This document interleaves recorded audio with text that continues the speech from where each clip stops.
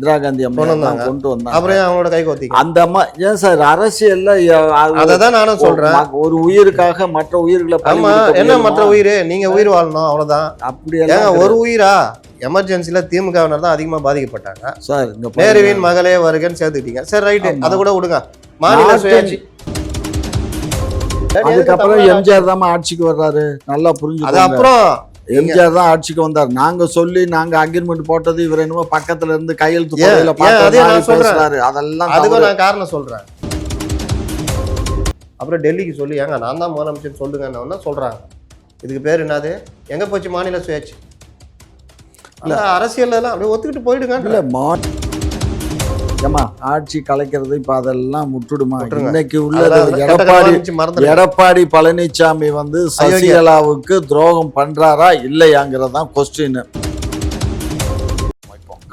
மொத விடுறதே இவங்க தான். அப்பா பிள்ளைக்குள்ள சண்டை மூட்டி விட்டு இன்னைக்கு ராமதாஸும் அப்பாவும் பையனும் பிரிஞ்சு கிடக்குறாங்க. இவங்க தான் காரணம். எடப்பாடி பழனிசாமிக்கு இதே தொல்லைகள் இருந்தது. ஆனால் இன்னைக்கு அதிமுகன்னு ஒரு ஸ்டாண்ட் ஆகி ஒரு அக்ரெசிவாக நிற்குதுன்னா அது எடப்பாடி பழனிசாமியுடைய தலைமை முக்கிய காரணம். நாடே சிரிக்குது, மக்களே சிரிக்கிறாங்க. கோடநாடு கொலை வழக்குல இருந்து தூத்துக்குடி துப்பாக்கி சூட்ல இருந்து எல்லாமே மக்கள் சிரிக்கிறான். என்னமோ லாக்அப் டெத் எங்க ஆட்சியில தான் நடந்துச்சு, இந்த ஆள் ஆட்சியில லாக்அப் டெத் நடக்காத மாதிரி எல்லாம் டிராமா அதிகமா உங்க ஆட்சியில தான் நடந்ததுன்னு சொல்றாங்க.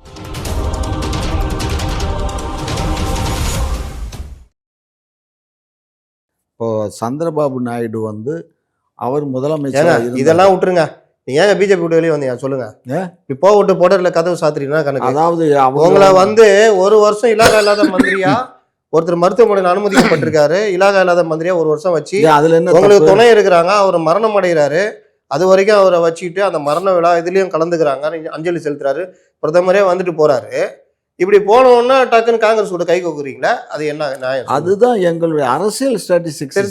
இவர்கள் பண்ணா இவர்களுக்கு வந்தால் ரத்தம், மற்றவர்கள் வந்தா தக்காளி சட்னி. சார் இதெல்லாம் அரசியல்ல சாதாரணம். அதை தான் நாங்களும் சொல்றோம். இப்போ அதை விட்டுட்டு அவர் வந்தார் துரோகம் செய்தார் வந்தவங்களுக்கே பண்ணாருன்னா துரோகமுடைய ஒவ்வொரு நான் சொல்றேன். நாங்க எங்க இது துரோகம் பண்ணீங்களா இல்லையா? மேயர் சிட்டி பாபுக்கு துரோகம் பண்ணீங்களா? சிட்டி பாபு எமர்ஜென்சில யார் எமர்ஜென்சியை கொண்டு வந்தது? அந்த ஜெயலலிதா. ஜெயலலிதாவா?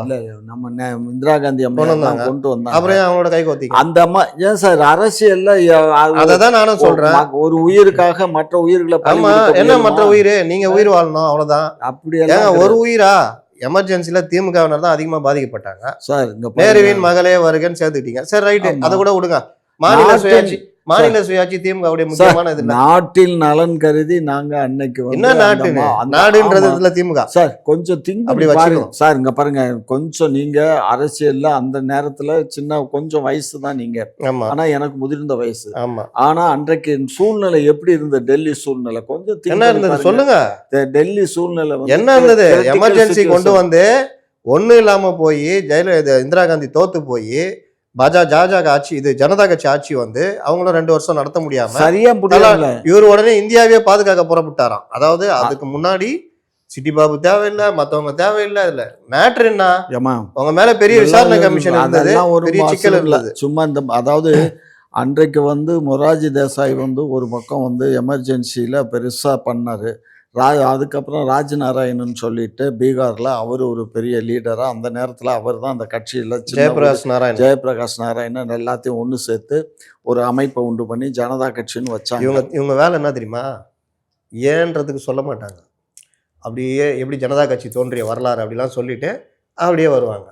நம்ம நேரடியாக கேள்வி, ஏன் பாஜகவை கை கழுவிட்டு காங்கிரஸ் போனோம்? ஐயா, நிலையான ஒரு ஆட்சியே கொடுக்கறதுக்காக எதிர்கட்சிகளால இயலல. எதிர்கட்சிகள் சேர்ந்து ஆரம்பித்த டெல்லி ஆட்சியில நிலையான ஆட்சியை கொடுக்க இயலல. 2 ஆண்டுக்கு மேல அவங்களால ஒட்டு 6 மாசம் 3 மாசம் 2 மாசம் அன்னைக்கு தான் சக்கரை விலை கூடுச்சு, பெட்ரோல் விலை அன்னைக்கு தான் கூடுனது.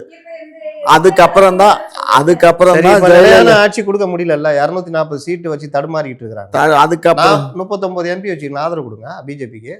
அதுக்கப்புறம் தான் நாங்க என்ன பண்ணோம் அதுக்கப்புறம் நாங்க இந்திராவை வந்து ஆதரிச்சோம். அதனால என்னாச்சு, ஒரு நிலையான ஆட்சி வந்துச்சு. இதோட நிறுத்திக்குவோம். நான் அடுத்த கேள்வி கேட்கிறேன். மாநில சுயாட்சி புத்தகமே எழுதினார், முரசொலி மாறன் எழுதினார். கலைஞர் அதில் ரொம்ப உறுதியாக இருந்தார், எல்லாம் பண்ணார். நீங்கள் சொல்கிற மாதிரி ஒரு நிலையான ஆட்சி வேணும். யோசிச்சு பாருங்களேன், இவங்களை மிசாலை போட்டு வறுத்து எடுப்பாங்களாம், மிதின்னு மிதிப்பாங்களாம். நிலையான ஆட்சி இல்லைன்னா இவங்களை மிசாலை மிதித்தவங்களையே வாங்கம்மா நீங்கள் தான் கொடுக்கணும்னு பண்ணுவாங்க. சரி, நான் அதை கூட ஏற்றுக்கிறேன். ஆனால் நீங்கள் வந்து மாநில சுயாட்சிலாம் பேசுகிறீங்க, 80ல் ஜெயிச்சிட்டீங்க, எதுக்கு எம்ஜிஆர் ஆட்சியை கலைச்சிங்க? எதுக்காக கலைச்சு? மாநில சுயாட்சி தானே பேசுகிறீங்க. மக்களால் தேர்ந்தெடுக்கப்பட்ட ஆட்சியை இந்திரா காந்திகிட்ட வற்புறுத்தி ஏன் கலைச்சிங்க? இதெல்லாம் தவறு. நாங்க யாரையும் வற்புறுத்தோம், எம்ஜிஆரை கலைச்சிக்கிட்டாரா அப்போ? அதெல்லாம் கிடையாது. அது அப்போ வந்து ஆர்டிகல் 356ங்கிற அந்த ஆர்டிகல் அடிப்படையில அந்த ஆட்சியை கலைச்சாங்க. அந்த அதுக்கும் ஆர்டிகல் எங்களுக்கும் என்ன சம்பந்தம்? யாருக்கு சம்பந்தம்? அந்த அம்மா நான் கேட்குறேன், இந்திரா காந்தி கூட நீங்கள் ஒப்பந்தமே தானே, நான் இது பண்ணுறேன், ஜெயிச்சவொன்னே ஆட்சியை கலைங்கன்னு. ஜெயிச்சவொன்னே ஆட்சியை கலைக்கிறாங்க. தொலை போறாரு இவர் வற்புறுத்தி. அதுக்கப்புறம் எம்ஜிஆர் தான் ஆட்சிக்கு வர்றாரு. நல்லா புரிஞ்சு. அது அப்புறம் எம்ஜிஆர் தான் ஆட்சிக்கு வந்தார். நாங்க சொல்லி நாங்க அக்ரிமெண்ட் போட்டது இவர் என்னமோ பக்கத்துல இருந்து கையெழுத்து பேசுறாரு. அதெல்லாம் அதுக்கும் நான் காரணம் சொல்றேன். இன்னைக்கு எடப்பாடி பாஜகவை அதிமுக விட்டு விட்டார், அதிமுக கபலீகரம் செய்து விட்டது பாஜக அதிமுகவை அப்படிலாம் சொல்றாங்கல்ல. 1980ல் எம்ஜிஆர் ஆட்சியை கலைக்கணும்னு ஏன் ஒப்பந்தம் போட்டாங்கன்னு சொல்றாங்க. அந்த ஒப்பந்தத்தோட அடிப்படையில் 117 நிற்கிறாங்க. இதுவரையிலும் திமுக வரலாற்றிலே கிடையாது. 117 காங்கிரஸ் கொடுத்துட்டு 117 இவங்க வச்சு நிற்கிறாங்க. அப்போ என்ன பிரச்சனை வருதுன்னா, ஐயாவுக்கு தெரியும் யார் முதலமைச்சர் வேட்பாளர்ன்றதுலேயே சிக்கல் வருது. ஏன்னா அவர் தான் பாதி கொடுத்துட்டார்ல. அப்புறம் டெல்லிக்கு சொல்லி ஏங்க நான் தான் முதலமைச்சர் சொல்லுங்கன்னு சொல்கிறாங்க. இதுக்கு பேர் என்னது? எங்கே போச்சு மாநில சுயாட்சி? இல்லை, அரசியல்லாம் அப்படியே ஒத்துக்கிட்டு போயிடுங்க. இல்லை, மாநில சுயாட்சி பிரச்சனையை வந்து கலைஞர் வந்து பலமுறை இந்திரா காந்தி கிட்ட பேசும்போது இந்திரா காந்தி என்ன சொன்னாங்கன்னா, இந்த மாதிரி உங்கள் மாநிலத்துக்கு கொடுத்தா ஒட்டுமொத்த இந்தியா முழுமைக்கும் இல்லை மற்ற மாநிலங்களும் அதே நிலைக்கு வந்துடும். அப்போ வந்து ஸ்திரத்தன்மை இல்லாமல் நடுவண் அரசு போயிடும். ஆகையினால இதை கொஞ்ச நாள் நீங்கள் தள்ளி போடுங்கன்னு கேட்டுக்கிட்டாங்க. மாநில சுயாட்சி கொடுக்கறத பற்றி நான் பேசலைங்க. மாநில சுயாட்சியை கொள்கையாக கொண்டிருக்கிற திமுக மாநிலத்துடைய உரிமைகளுக்காக தான் மாநில சுயாட்சி. அப்போ ஒரு மாநில உரிமையை மீறி அந்த மாநிலத்துடைய மக்களால் தேர்ந்தெடுக்கப்பட்ட ஆட்சியை கலைக்கிறதுக்கு நீங்களே தொலை போறீங்கன்ற. அப்போ மாநில சுயாட்சி தொலை போனோங்கிறது தவறு. சார், நீங்க திரும்ப திரும்ப நீங்க பதிவு பண்றீங்க எங்களை தவறான கட்சியா பதிவு பண்ண போறீங்க. நாங்க ஒண்ணு அப்படி எல்லாம் இருப்பதை சொல்றேன். நாங்க அப்படி ஒரு ஒப்பந்தம் போடல. எங்க அப்படி ஒரு ஒப்பந்தம் இருந்தா காட்டுங்க. 117 சீட்டு கொடுத்தீங்க. நீங்க ஜாஸ்தி தான் நிக்கணும். நீங்க அதிகமா தான் நிக்கணும். நீங்க எப்பவுமே திமுக, எந்த திமுக 71ல் இதே இந்திரா காங்கிரஸ் ஒரு தொகுதி கூட நிக்கல, இவங்க மட்டும் தான் நிக்கிறாங்க. அப்படி ஒப்பந்தம் போட்டு எம்ஜிஆர் கூட எம்ஜிஆர் இருந்தார், நின்ன திமுக பெருவாரியான வெற்றி பெற்ற திமுக. 77ல் எம்ஜிஆர் ஜெயிச்சிடுறாரு, இவர் 48 இடம் வராரு. அப்போ எப்படியாவது ஆட்சியை பிடிக்கணும். இவங்க 37 இடம் எப்படியோ ஜெயிச்சிட்டாங்க. ஏன்னா இப்போ இருந்த அகில இந்திய சூழ்நிலை, இங்கே ஜனதா கட்சி பிரச்சனை அதுன்னு உடனே அதை பயன்படுத்திட்டு ஆட்சியை கலைக்கிறாங்க. இவர் சொல்கிறார்ல 356, அந்த எஸ்ஆர் பொம்மைக்கு பிறகுதான், அந்த வழக்குக்கு பிறகுதான் அதுக்கு ஒரு பாதுகாப்பு வந்தது. நினைச்சபடி ஆட்சியை கலைக்க முடியாது, நீங்கள் 2 அவையிலும் அதுக்குரிய ஒப்புதல்லாம் வாங்கணும். அதுக்கப்புறம் அந்த மாதிரி கண்டபடி ஆட்சி கலைக்கிறது நின்று போச்சு. ஆனால் அதற்கு முன்னாடி காங்கிரஸ் இதே பொழப்பா வச்சிருந்தது. யாரார் கலைஞரே இதுக்கு பலியானாரு. 2 முறைமா எங்க அரசு 2 முறை. அது மதம் சும்மா நான் ஒத்துக்க மாட்டேன். மதம் முறை எப்படி தெரியுமா? 71ல் ஆட்சி, 76 ஜூலை முடியுது அந்த ஆட்சி. இந்திரா காந்தி ஒரு சட்டம் கொண்டு வராங்க 6 வருஷமாக ஒரு இதுன்னு. அப்போ 77 வரைக்கும் ஒரு ஆட்சி இருக்கும்.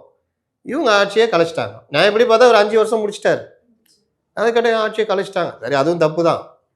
90களில் ஒரு தடவை அந்த சுப்பிரமணிய சாமிங்கெல்லாம் வச்சு ஆட்சியை கலைச்சாங்க. ஜெயலலிதா ஒப்பந்தம். ஜெயலலிதா நீங்க தானே ஜனநாயக காவலர்கள். ஜெயலலிதா பத்தி பேசுறீங்க. சாமி அவங்களுடைய இதுனால அந்த நேரம் ஆட்சியை கலைச்சாங்க. ஏமா ஆட்சி கலைக்கிறது இப்ப அதெல்லாம் முட்டுடுமா? இன்னைக்கு உள்ளது எடப்பாடி பழனிசாமி வந்து சசிகலாவுக்கு துரோகம் பண்றாரா இல்லையாங்கிறதான் கொஸ்டின். அவரு 100க்கு 100 அந்த அம்மாவுக்கு துரோகம் பண்றாரு. இந்த துரோகம் வந்து எதிரொலிக்கும் 2026 தேர்தலில் அந்த முக்குளத்தோடின மக்களும் சரி, ஜெயலலிதாவையும் சசியையும் தெய்வமா மதிச்சுக்கிட்டு இருந்த ஒரு கூட்டம் இருக்கு. அந்த கூட்டம் வந்து கண்டிப்பா எடப்பாடிக்கு சரியான பாடத்தை புகட்டுவாங்க. அவர் பொருளாதாரத்தை வச்சுக்கிட்டு இன்னைக்கு என்னென்னமோ ஆடுறாரு. இவர்கிட்ட இருக்க பொருளாதாரத்தை காட்டிலும் அதிகமான பொருளாதாரம் அந்த அம்மா கிட்ட இருக்கு, சசிகிட்டையும் இருக்கு, அவன் சசியுடைய அண்ணன் அக்கா மையங்கிட்டையும் இருக்கு, தினகரன்ட்டையும் இருக்கு. ஸோ அதனால அவங்க 2 பேரும் இப்போ 2 கடா மோதுது. நாங்க பக்கத்துல இருந்து வேடிக்கை பார்க்க போறோம். இதுதான் நடக்க போகுது. இங்க எப்படி சீமானும் விஜய் மோதுறாங்க, அங்க வந்து அவரு அந்த அம்மா மோத போகுது, எடப்பாடியும் அந்த அம்மா மோத போறாங்க. அது அந்த ஜோடியும் இந்த ஜோடி 2 ஜோடி மோதுறத நாங்க வெளியில இருந்து வேடிக்கை பார்த்து நாங்க ஆட்சி அமைப்போம். மோத விடுறதே இவங்க தான். அப்பா பிள்ளைக்குள்ள சண்டை மூட்டி விட்டு இன்னைக்கு ராமதாஸும் அப்பாவும் பையனும் பிரிஞ்சு கிடக்குறாங்க. இவங்க தான் காரணம். இவர் சொல்றாருல்ல, இன்னைக்கு எடப்பாடி பழனிசாமின்னு ஒரு கேரக்டர் இல்லைன்னா ஏடிஎம்கே என்ன இருக்கும்? ஓபிஎஸ் கையில் ஏடிஎம்கே இருந்தால் யோசிச்சு பாருங்க. கொண்டு போய் ஓபிஎஸ் அவரை பார்த்தா உங்களுக்கு தெரியலையா? நம்ம 4 முறை 5 முறை முதலமைச்சர். ஓபிஎஸ் அப்படின்னா ஒன்றும் இல்லாமல் போனவன்றது தான். அதை நீங்க வச்சு ஆட்சி. ஏங்க ஓபிஎஸ் உடைய வரலாறு என்ன? ஒவ்வொரு தடவையும் அடையாளம் காட்டப்பட்டு கொண்டு வரப்பட்டவர். அவர் சுயம்பு கிடையாது. அவர் வந்து அவருக்கு ஒரு நல்ல வாய்ப்பு கொடுத்தாங்க. அவர் சொன்னார்ல சசிகலா ஒதுக்குனாங்கன்னு. அது பாஜக மேலே இருந்து ஒரு ப்ரெஷர் கொடுத்து ஒதுக்கிட்டு ஓபிஎஸ் கொண்டு வந்து உள்ளே இறக்குனாங்க. நேராக தலைமை பதவி, துணை முதல்வர் பதவி. எதுக்கு? ஒரு ஷிண்டே மாதிரி ஏதாவது செயல்படுவார் அதுன்னு பார்த்தா ஒன்றும் லாய்க்கு இல்லை. ஏன்னா இவர் அதுக்கான ஆள் கிடையாது. இவர் ஒன்றும் பண்ணலான்னு ஒன்று நீ கழட்டி விட்டாங்க. அது ஒரு பார்த்து விட்டுருங்க. எடப்பாடி பழனிசாமிக்கு இதே தொல்லைகள் இருந்தது. ஆனால் இன்றைக்கி அதிமுகன்னு ஒரு ஸ்டாண்ட் ஆகி ஒரு அக்ரெசிவாக நிற்குதுன்னா அது எடப்பாடி பழனிசாமியுடைய தலைமை முக்கிய காரணம். ஏன்னா இன்றைக்கி ஒரு சொல்கிறார் சசிகலான்றாரு, ஓபிஎஸ்ன்றாருன்றாரு. அதிகமான பொதுக்குழு உறுப்பினர்கள் நீங்கள் உச்சநீதிமன்றம் வரைக்கும் போய் நிரூபிக்கப்பட்டு ஒரு கட்சி இருக்குது. 2024 ஓபிஎஸ் தனித்து விடப்பட்டார். ஆனால் 21% வாக்குகள் இன்றைக்கும் அதிமுகவுக்கு சஸ்டைனாக இருக்குது. இரட்டை இலை இருக்குது. இன்றைக்கும் சசிகலா அதிமுகவுக்கு எதிராக நிற்கலை. ஓபிஎஸ்ஐ முதல்வராக வேணான்லாம் சொல்லலை. அதிமுக ஒன்றுபடணும்னு சொல்கிறாங்க. அந்த வேலையை நான் பண்ணுவேன்றாங்க. ஆமாம். அதனால் அவங்க வந்து இவர் சொல்கிற மாதிரி 2 கடாலாம் கிடையாது. பாப்போம், அது போகிற மாதிரி திரும்பி ஒரு முட்டு இந்த சைடு முட்டை போகிறாங்க. தேர்தலில் நடக்க போகுது. அதற்கான வேலைகள் நடந்துகிட்டு இருக்குது. டிடிவி உள்ளே வருவார். இந்த ஒற்றுமை பண்ணுறாங்க. இதில் ஒரே குட்ட குழப்பம் விளைகிறவர் ஓபிஎஸ் மட்டும்தான். அவரையும் சும்மா இருங்க நாங்கள் பார்த்துக்குறோன்றாங்க. இவர் பிடிச்சி ரம்பத்தை வச்சு அறுத்துனுங்கிறாரு. சேர் காலை அறுத்துனுங்கிறாரு. ஏங்க சும்மா தானேங்க இருக்க சொன்னேன். இல்லைங்க போர் அடிக்குது அறுத்துனுங்கிறேன்றாரு. திடீர்னு போய் நீங்கள் எந்த திமுக தான் அவர் கேளுங்கண்ணா, எந்த அதிமுக காரணம் அது திமுகவோட நெருங்குவானா? ஒரிஜினல் அதிமுக போக மாட்டான். அவருக்கே தெரியும். இந்த இவர் நம்ம ஸ்ரீவில்லிபுத்தூர் எம்எல்ஏ தாமரைக்கனி, அவர் பையனை எங்கள் அப்பா இனிஷியல் இல்லை எங்கள் அப்பாவே இல்லைன்ட்டார். அந்த அளவுக்கு வெறித்தனமாக பண்ணுவாங்க.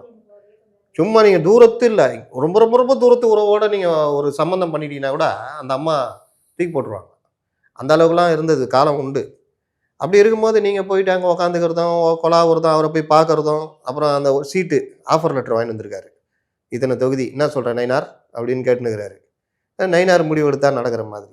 இப்போ வந்து எடப்பாடி அவர்களுடைய, அதாவது எடப்பாடி அவர்கள் பேசின ஒரு விஷயம் பயங்கரமாக பரபரப்பாக சர்ச்சையாக போயிட்டுருக்கு. என்ன பேசியிருக்காரு அப்படின்னா, நான் எங்கெல்லாம் கூட்டத்துக்கு போகிறனோ அங்கெல்லாம் வந்து ஆள் இல்லாத ஆம்புலன்ஸை விட்டு திமுக வந்து இடையூறு பண்ணுறாங்க அப்படின்ற மாதிரி சொல்லியிருந்தாரு.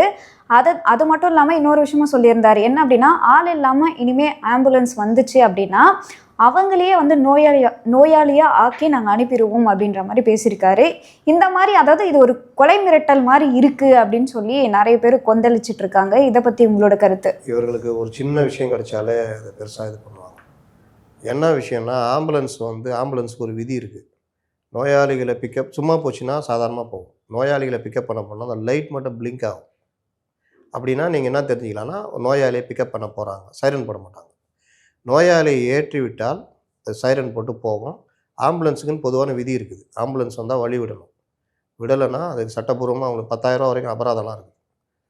இது ஒரு பார்ட்டு. இப்போ தேர்தலில் பிரச்சார கூட்டங்கள் அது எல்லா கட்சியும் நடக்கும் பொழுது ஆம்புலன்ஸ் வந்தால் பேச்சை நிறுத்திட்டு வழி விடுவாங்க. நீங்களே பார்த்துருப்பீங்க. எடப்பாடி பேச்சை நிறுத்தி விட்டு வழி விட்டார், ஸ்டாலின் வழி விட்டார், உதயநிதி வழி விட்டார், மாதிரிலாம் இருக்கும். இது வழக்கமாக மதிக்கிறது. இதை பயன்படுத்திக்கிட்டு சைரன் போட்டு கூட்டத்துக்குள்ளே வர்றது. இவங்களும் அதே மாதிரி பேச்சை நிறுத்திட்டு வழி அனுப்புறதா இருந்தது. இது இவர்களுக்கு ஒரு ஜாலியான விஷயமா ஒரு 20-30 தடவை நடந்திருக்கு. இன்னைக்கு கொந்தளிச்சிட்டாரு. இதில் அந்த வார்த்தையை தவிர்த்திருக்கலாம். இதுல எல்லாரும் என்ன சொல்றாங்க அப்படின்னா, இப்போ நான் வந்து ஒரு பேஷண்ட் அழைக்க போறேன், இல்லைன்னா ஒரு இடத்துல ஆக்சிடென்ட் ஆகிருக்கு அப்படின்னா அந்த எமர்ஜென்சியை நாங்கள் ஹாரன் போட்டுட்டு போனாதான் சீக்கிரமா அந்த இடத்துக்கு போக முடியும். ஆம்புலன்ஸ் விதி அப்படி கிடையாது. ஆம்புலன்ஸ் விதி வந்து பிளிங்க் பண்ணி போவாங்க. அப்படி இருந்தாலும் அந்த இடத்துல சொல்லிட்டு போயிடலாம். அது ஒன்றும் பிரச்சனை இல்லை. இந்த சைரன் போட்டு வந்தாங்கன்னா பேஷண்ட் யாரோ உயிருக்கு போராட்ட நிலைமையில் இருக்காங்கன்னு சொல்லிட்டு இங்கே ஸ்கேன் எடுக்க போனாலும் சைரன் போட்டு போகிறாங்கன்னு வச்சிங்களேன். ஆனாலும் நம்ம அந்த மரியாதை ஏன் கொடுக்குறோம்னா, சைரன்னா யாரோ ஒருத்தர் உயிருக்கு காக்கிற அந்த நேரன்றது ரொம்ப முக்கியம். அதனால வழி விடுவாங்க. இவர்கள் இதையே பண்ணிக்கிட்டு சைரன் போட்டு வெறும் வண்டி வருதுன்னா அது வந்து சட்டப்படி தப்பு. வெறும் வண்டின்னு எப்படி சொல்றீங்க? பார்த்தாங்க இன்னைக்கு வெறும் வண்டின்னு எப்படி சொல்றீங்க? விஷுவல் வந்திருக்கு இன்னைக்கு. வண்டி வெறும் வண்டியானா அப்படியே செக் பண்ணி நிப்பாட்ட வேண்டியதானே, டோரை ஓபன் பண்ணி. ஆமா, இதெல்லாம் பண்ணிட்டாங்க. அதெல்லாம் பண்ணல. நீங்க சும்மா பார்க்கல. இந்த கதையெல்லாம் விடாதீங்க. சொல்லுங்க, பாத்தீங்களா இல்லையா விஷுவல? பாத்துருந்தேன். ஏன்னா வெறும் வண்டி தான், அதுவும் ஒரு தடவை 2 தடவைனா பரவாயில்ல, நிறைய தடவை எங்கெல்லாம் நாங்க கூட்டம் போடுறோமோ இல்ல இல்ல அங்கெல்லாம் இல்ல, எப்படி அது ஆம்புலன்ஸ் வந்து அவங்க வருது. செட்டப் பண்ணி எங்க மேல ஒரு பழிய அந்த சுமத்தணுங்கிறதுக்காக ஆம்புலன்ஸ் அவங்களே ஒரு ஆம்புலன்ஸ் அந்த டிரைவரை பாத்தீங்கன்னா அதிமுககாரர் இருப்பாரு, செட்டப் பண்ணி தான் அனுப்பிச்சிருக்காங்க. செட்டப் பண்ணி டிரைவரே தான். கூட வாக்குமூலம் கொடுத்திருக்காரு. நான் வந்து இந்த மாதிரி ஒரு பேஷண்ட்டை பிக்கப் பண்றதுக்கு தான் போயிருந்தேன், அந்த நேரத்துல தான் இந்த விஷயம் இப்ப நடந்தது மாத்துவாரு. அப்படின்னு சொன்னாரு. ஆனா அவரே ஒத்துக்கிட்டாரு, உள்ள பேஷண்ட் இல்ல, நான் பிக்கப் பண்ண தான் போறேன் அப்படின்னு சொல்லியிருக்காரு பிக்கப் மாட்டினதுக்கு பண்ண அப்புறம். போனோம். அப்ப பிக்கப் பண்ண போகும்போது அர்ஜென்சிங்கும் போது சைரன் போய் தான் சொன்னதா? ஒரு பிளிம் பண்ணுங்கிற, அது வந்து ரெகுலருக்கு தான். அது ஒரு 2 எமர்ஜென்சியா இருக்குது, ரொம்ப சாவ கிடக்குறான் அப்படின்னாக்க சைரன் போட்டு தான் போவாங்க. போய் பிக்கப் பண்ணிட்டு திரும்ப சைரன் போட்டு தான் அந்த ஹாஸ்பிட்டலுக்கு போவாங்க. இதெல்லாம் ஏம்மா, இதெல்லாம் ஒரு குற்றம்னு சொன்னாங்க. நீ பண்ண அந்த 4 ஆண்டு காலத்துல நீ பண்ண ஊழல், நீ பண்ண ஆட்சி, நாடே சிரிக்குது, மக்களே சிரிக்கிறாங்க. கோடநாடு கொலை வழக்குல இருந்து, தூத்துக்குடி துப்பாக்கி சூட்ல இருந்து எல்லாமே மக்கள் சிரிக்கிறான். என்னமோ லாக்அப் டெத் எங்க ஆட்சியில தான் நடந்துச்சு, இந்த ஆள் ஆட்சியில லாக்அப் டெத்தே நடக்காத மாதிரி எல்லாம் ஆனா டிராமா அதிகமா போடுறாங்க. உங்க ஆட்சியில தான் நடந்தது. அதெல்லாம் இல்லடா கண்ணு. அந்த வெறும் ஆட்சி 24 தான். அது அந்த ஆட்சியிலயும் லாக்அப் டெத் நடந்துச்சு, அந்த ஆட்சியில துப்பாக்கி சூடு நடந்தது, அந்த ஆட்சியில ஜெயலலிதா அம்மா வீட்டு காவல்காரன் கொள்ளையடிக்க கொலை செய்யப்பட்டான், அந்த அம்மா ஆட்சியில அந்த யாரெல்லாம் வந்து அங்க கொள்ளையடிச்சானுங்க அவனுங்கெல்லாம் கார்ல ஏத்தி கொலை செய்யப்பட்டாங்க. இப்படி பல்வேறு வழக்குகள்லாம் நிலுவையில இருக்கு. ஒரு வழக்குல நிலுவையில் இருக்கும் போது ஒரு குற்றவாளி, அதுக்கு நீ சுப்ரீம் கோர்ட்ல போய் என்னை பத்தி இதை பத்தி பேசக்கூடாதுன்னு சொல்லி ஒரு தடையானம் வாங்கிட்டு வந்திருக்க. ஸோ ஒரு குற்றவாளி தான் இந்த மாதிரி வேலையெல்லாம் பார்ப்பான், பயங்கரமான குற்றவாளி.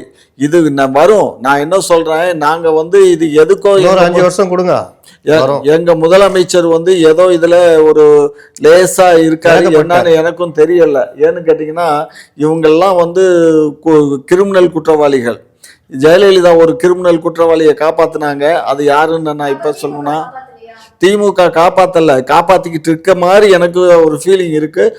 இந்த கிரிமினல்களை தூக்கி உள்ள போடணும். எப்படி கொடநாடு கொலை குற்றவாளியா? அப்ப அரெஸ்ட் பண்ண வேண்டியதானே? அதான் அரெஸ்ட் பண்ண வேண்டியதான். முதலமைச்சர் ஆன உடனே ஜெயலலிதாவுடைய கொலை மர்மம் கண்டுபிடிக்கிறேன்னு சொன்னீங்க. அதை வேற ஞாபகப்படுத்திட்டீங்களா? கண்டுபிடிச்சிட்டோம், பிடிச்சிட்டாங்க. ஆனால் எங்கள் முதல்வர் ஒரு இறக்க சுபாவம் உள்ளவர் என்பதால் விட்டுவிட்டார். கொடைநாடு கொலை குற்றவாளி எடப்பாடி தான் அப்படின்னு முடிவு பண்ணிட்டோம். ஆனாலும் எங்கள் முதல்வர் இறக்க சுபாவம்ன்றதுனால கைது பண்ணல. நீங்கள் சொன்னீங்களா லாக்அப் டெத்து, அந்த ஆட்சியிலே நடந்தது. ஆனால் இந்த ஆட்சியில் ரொம்ப கம்மி. ஆனால் என்ன விஷயம்னா, அந்த ஆட்சியில் நடக்கும்போது வாயிலையும் வயிற்றுலையும் அடிச்சுக்கிட்டு குய்யோ முறையோ அப்படின்னு சொல்லி நாங்கள் ஆட்சிக்கு வந்தால் பண்ணுவோன்னீங்களா, அதுக்கு தான் உங்களுக்கு ஓட்டு போட்டாங்க. அந்த ஆட்சியில் இவ்வளோ நடக்குதே, நீங்கள் நான் சரி பண்ணுவேன், நான் அது பண்ணுவேன்னா நம்பி ஓட்டு போட்டாங்க. இப்போ நீங்கள் என்ன சொல்கிறீங்க, அந்த ஆட்சியை பார், அங்கே பார்த்தியா 10 மண்டலத்தை தனியார் படுத்தினாங்க, நாங்கள் 2, அவன் 10 குத்து குத்துனா, நான் 2 குத்தான் குத்திக்கிறேன், என்ன வந்து கேட்குறியா அப்படின்னு. 10 குத்து குத்துனான்றது தான் ஒன்றை கொண்டு வந்து உட்கார வச்சோம். நீங்க அதே வேலையை பண்ணனா? ஆமா, அதுக்காக லாக்அப் டெத் நடக்குதுன்னு தான் ஒன்றை கொண்டு வந்து உட்கார வச்சோம். சாத்தான் குளத்துக்கு இவங்க மட்டும் துடிக்கல, நடிகைகள்லாம் கூட்டு வந்து ட்வீட் பண்ண வச்சாங்க. அந்த சாத்தான் குளம் எங்க இருக்குன்னு தெரியாது, அது இந்தியாவிலே எங்க இருக்குன்னு தெரியாது. ஆனால் அந்த அம்மாலாம் ட்வீட் போட்டாங்க. இதெல்லாம் பண்ணி ஐயோ முறையும் துடிச்சிங்க, சரின்னு கொண்டு வந்து உட்கார வச்சா இங்கேயும் அதே தான். அப்புறம் என்ன வேறு கேட்டால் எங்கள் இது வந்து நாங்கள் வந்து அது பண்ணோம் இது பண்ணோம், நிர்வாக திறனிலேயே நாங்கள் தான் வேற லெவலில் அப்படின்னு பேசுறது. ரொம்ப போனால் இப்போ சொன்னார்ல எழுச்சி பயணம், என்ன எழுச்சி பயணம் போகிறேன்னு. நீங்கள் சாதாரணமாக இவர்களே என்ன நினச்சாங்கன்னா, எழுச்சி பயணன்றது ஒன்றுமே இருக்காது, நம்ம எல்லாம் ரெடி பண்ணுங்கடா டகட பாண்டிகளா, கூட்டமே இருக்காது, எல்லாத்தையும் எடுத்து போட்டு ஃபெயிலியர்னு போடுங்க. பார்த்தா வட மாவட்டங்கள் தான் திமுக வெயிட்டு. அங்கேயே பார்த்தீங்கன்னா கூட்டம் அப்படியே அலமோதுது, எங்கே போனாலும் அலமோதுது. ஒன்று என்ன பண்ணுறது ஒன்றும் புரியல. திட்டு வழக்கம் போல் திட்டுவோம்ல, தவழ்ந்த பாடி அடிமைப்பாடி அப்படி திட்டுவோம். அவர் ஏன் நான் தவள் தான் வந்தேன், அடிமை தான் வந்தேன், வந்து சேன்ட்டேன்ல, ஆட்சியை பற்றி சொல்லுங்களையா அப்படின்னா, அடுத்து என்ன பண்ணலாம், பஸ்ஸை சொல்லு, சுந்தரா ட்ராவல்ஸு. ஆமாப்பா நான் ஏழை பையன், ஏழை விவசாயி பையன், நான் பஸ்ஸில் தான் வருவேன், உங்கள் அப்பா கோடீஸ்வரர், நீ ஃப்ளைட்டில் வருவேன். அப்போ இவருக்கு கவுண்ட்ரு அவரே கேட்குறாரு, சொல்லுங்கள் எங்கள் ஆட்சி இதை பற்றி சொல்லுங்கள், நான் உங்கள் ஆட்சி பற்றி சொல்கிறேன், ஜோடி போட்டுக்கலாமான்னு கேட்குறாரு.